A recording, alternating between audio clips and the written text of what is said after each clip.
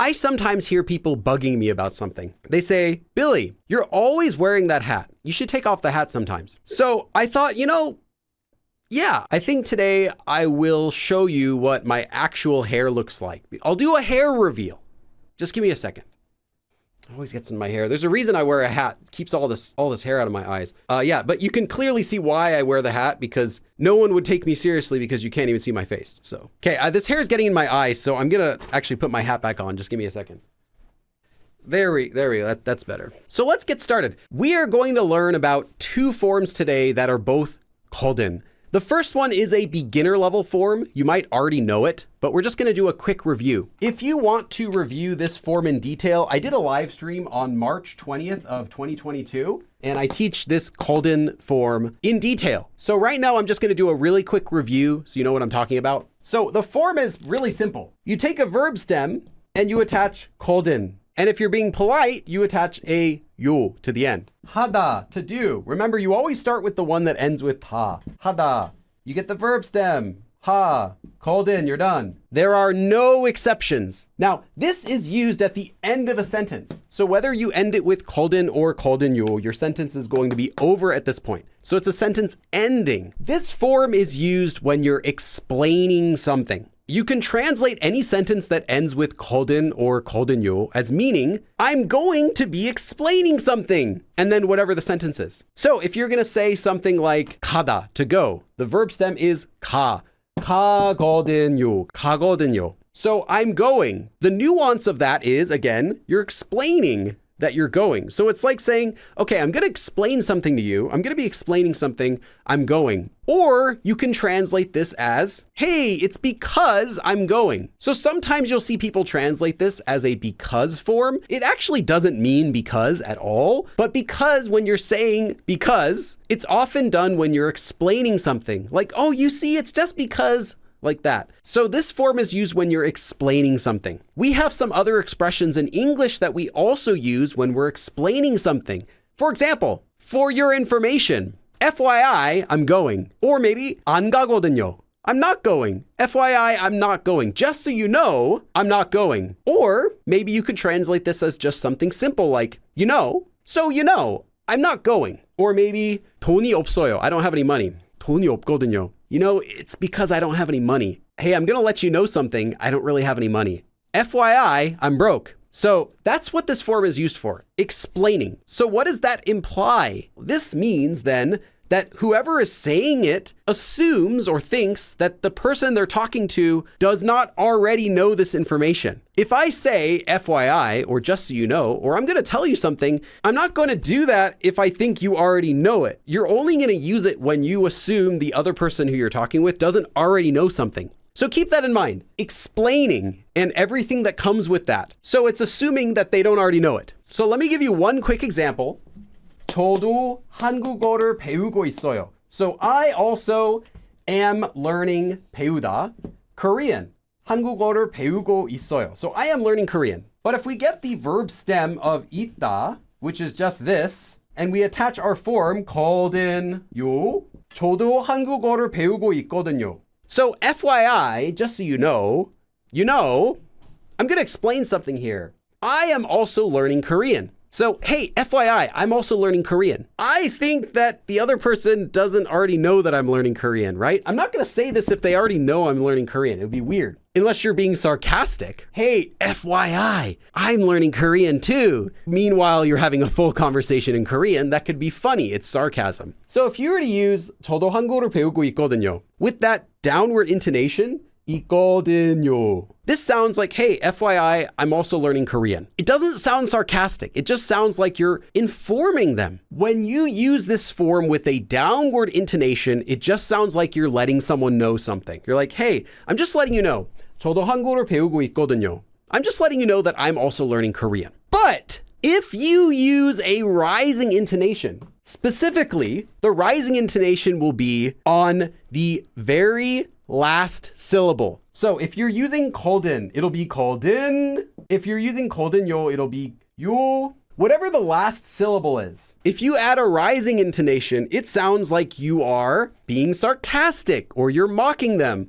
Like, FYI, just so you know, You know, it sounds exactly like that, even though the meaning is the same. Just letting you know, if you add a rising intonation to the last syllable, it has that sort of intonation, FYI, versus, hey, just so you know, we do it in English too, but in Korean, this is how you do it, with the last syllable. Now, I want to say that that's everything there is to know about Koldin or Koldinyo.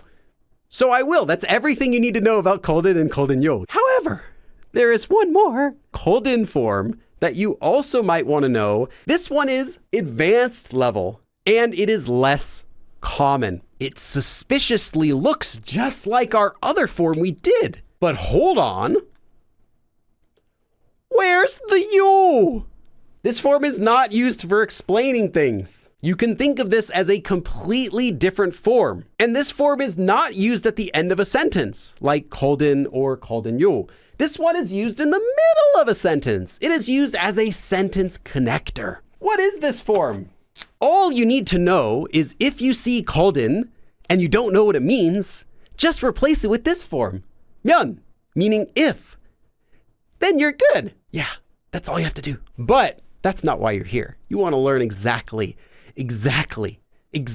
when and where to use this form. And in fact, you cannot switch 면 to Koldin in every case. Although you can switch Koldin to 면 in every case, you can't go back. What does this form mean? Well, this form is a hypothetical grammar form, which is used when you're talking about the conditions for something or the requirements for something. What are the conditions for that happening? What are the requirements for something to happen? So it's hypothetical, just like 면, just like saying if. So what it means is if or when something actually is or something actually happens. So if something actually happens is what this form means, or you can think of it as if or when whatever conditions are met. And there's another way you can translate it. Once you've confirmed that something has happened, so once something actually happens, or if something actually happens, so you know it has actually happened. That's what this form means. Again, if, 면, is what it means, but specifically in that context. So when would you use this form then? If you can just use 면, why do you use this form? Why don't you just use 면, right? Why would anyone want to use this form? This form has more emphasis. This form adds emphasis to whatever comes before it. So if you were to say something like, if you leave the house, or when you leave the house, send me a text message. You could say, 출발하다. 출발하다 is to leave, to depart. 출발하면 문자 주세요. So give me a text message if or when you leave. You could say that, but you could use this form, 출발하거든. So it's not just saying if or when you leave, hey, you're going to leave. So if you leave or when you leave, send me a text. The nuance of this now is a little different. It is if you actually leave or once you've actually left. So once you've confirmed that you've actually left, then give me a text. It's just adding more emphasis to what comes before. Whereas 면 does not do that. 면 is simply if or when something happens. The next thing you need to know, this form is not really commonly used. It is semi-common in written Korean, but it's not very common in spoken Korean. It's especially not very common in regular everyday conversation. So when might you want to use this form? Most often, this form will be used when the sentence ends with a command or a suggestion. So you'll have something called in and then a command, do it. Or a suggestion. If something happens, once you've confirmed that something has actually happened, then do this is the most common way you'll see this used. That doesn't mean it's always used that way though, but typically if you just know this, you're gonna be okay. So it has that feeling. Once this has happened, then do this. So I mentioned that you can replace this form with 면 in every single case, but you can't go backward. You can't replace 면 with koldin in every single case. If you're making an assumption or a guess, it would be great if, or I guess that would happen if you're making an assumption, you're making a guess about something, you cannot use koldin. You could use 면. 비가 오면, so literally if it rained, 좋겠어요. It would be good. It would be good if it rained, which is how you say, I hope it rains. You're making an assumption or a guess. You wouldn't say 비가 오거든, 좋겠어요. Once you've confirmed that it's rained, it would be great. It sounds awkward in Korean too. You cannot end a sentence with this form with the regular present tense. Like, I do this. If you were saying something like 파티에 못 가요. So I can't go to the party. 비가 오면 파티에 못 가요. If it rains, I can't go to the party.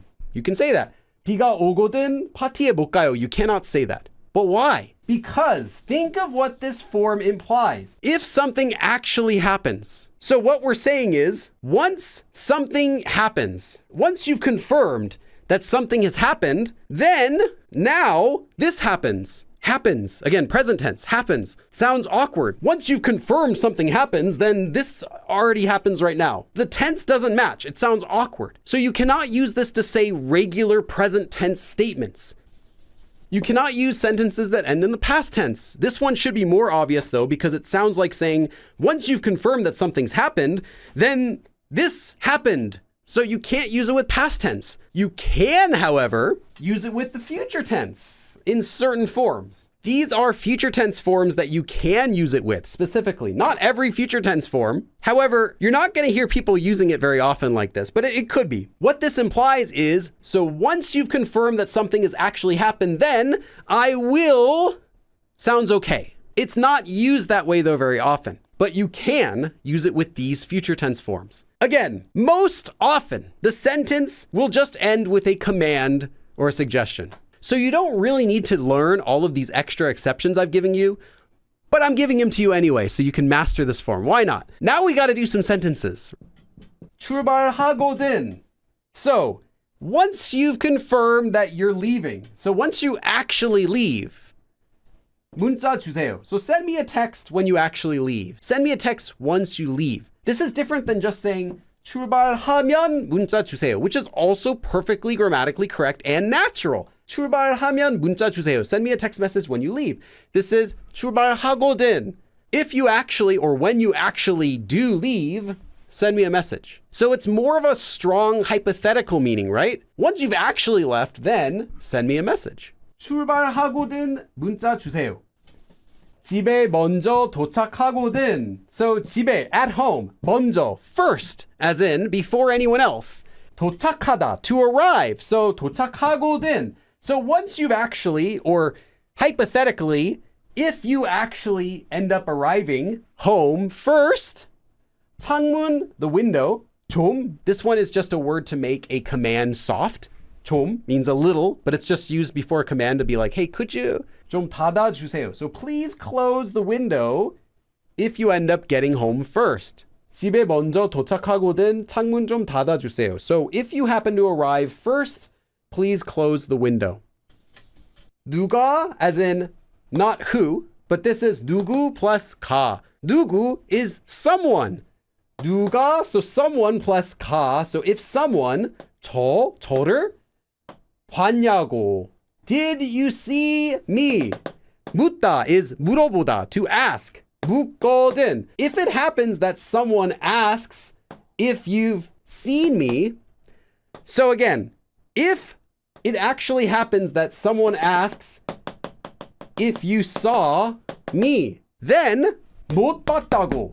As in literally I couldn't see, but this is how you say you didn't see someone. 못 보다. If you say 안 보다, it's like I didn't look. 못 보다 is like I couldn't see. So that's how you say I didn't see someone. 못 봤다고 하다, to say. 해주세요. So please say that you didn't see me. If actually someone asks if you've seen me, 못 봤다고, please say you didn't. So if someone asks if you've seen me, say that you didn't, please. 좋은 선생님, a good teacher. 찾다 is to look for, or in this case, to find. If you find a good teacher, 저한테도, so also to me, 알려주다, to inform, to let someone know. So 알려주다 is used with to, as in 에게 or ante, to a person. Literally inform to someone, that's how you say, let me know, let that person know. So if you find a good teacher, let me know too. Once you've confirmed, once you're sure that you found a good teacher, please let me know too. 좋은 선생님을 찾거든 저한테도 알려주세요. So if you find a good teacher, please let me know too. 수업이 끝나거든 Once you've confirmed that class is over, once class has finished, then 깨우다 is to wake up.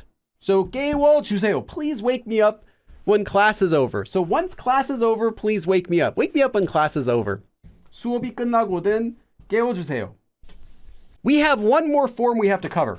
거들랑. It's made the same way. You take a verb stem and you attach 거들랑 to the end. So instead of 하거든, you have 하거들랑. You will probably never, ever, ever encounter this form. This form has the same meaning as 거든. There are some small differences. It's more emphatic. This form will not be used in writing. This is a spoken form. It just has more emphasis to it. Because of that extra emphasis, this version is only used with commands or suggestions. But again, it's not that common. That's it. Thank you for coming, and I will see you again next time. 그럼 다음에 또 봐.